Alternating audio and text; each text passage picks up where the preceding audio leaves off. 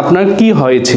যদি এটা আমরা ডায়াগনোসিস করতে পারি তাহলে আপনি সেটা থেকে মুক্তি পাবেন। কি পজিশনাল ফল্ট হয়েছে আমি এখানে যদি দেখাই, আমরা এক্স-রে এমআরআই দেখেছি, তো এমআরআইয়ে কোনো ডিস্ক বালজিং নেই, এমআরআইয়ে কোনো ডিস্ক বালজিং নেই, এমআরআই নর্মাল, এক্স-রে ফিল্ম বলেছে নর্মাল।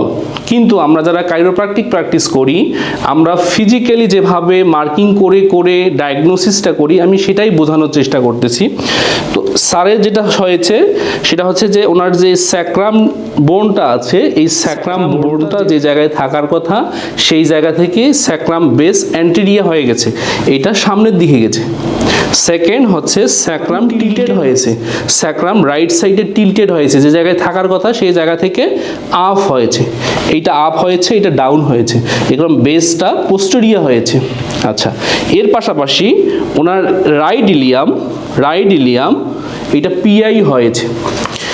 সো ওনার মেইন প্রবলেম হচ্ছে স্যার আমার কোমরে ব্যথা, একটু হাঁটাচলা বেশি করলে ব্যথাটা এই জায়গা থাকে, এই জায়গার মধ্যে থাকে এবং এটা সামনের দিকে আসে, আমার সামনের দিকে আসে।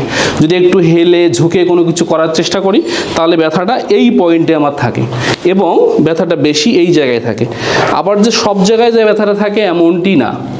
তো এই জন্য আমি বলবো যে আগে আপনার ডায়াগনোসিস কনফার্ম করা উচিত যে আপনার কি হয়েছে। আর 5-6 T1 T2 3 4 5 6 5-6-এ একটা রোটেশনাল ফল্ট আছে এই জায়গায়, এইটাতে। তো সেটা আমি ক্র্যাক করব, দিয়ে প্রেস করব। Sir body relax, deep breadth, শ্বাস নিন, ছেড়ে দিন। গুড।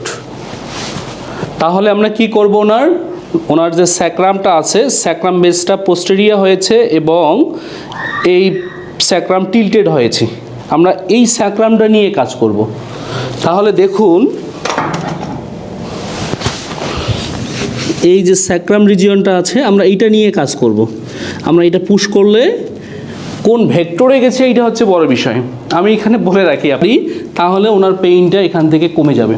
আচ্ছা, এইখানে আমি বলে রাখি শুধু স্যাক্রামের মধ্যে হাত দিয়ে অ্যাডজাস্টমেন্ট করলেই স্যাক্রাম কারেকশন হওয়া যায় না। স্যাক্রামের অনেকগুলো পজিশন আছে, স্যাক্রামের 8টা পজিশন আছে, চেঞ্জ হয়।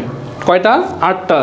স্যাক্রাম বেস এন্টেরিয়া হতে পারে, স্যাক্রাম বেস পোস্টেরিয়া হতে পারে, রাইট সাইড টিল্টেড হতে পারে, লেফট সাইড টিল্টেড হতে পারে, আবার স্যাক্রাম রোটেশনালি ফল্ট হতে পারে, এখানে আরও 4টা ফল্ট আছে। সো এই ফল্টগুলো আমাদেরকে বের করতে হবে, দেন আমাকে অ্যাডজাস্টমেন্ট করতে হবে।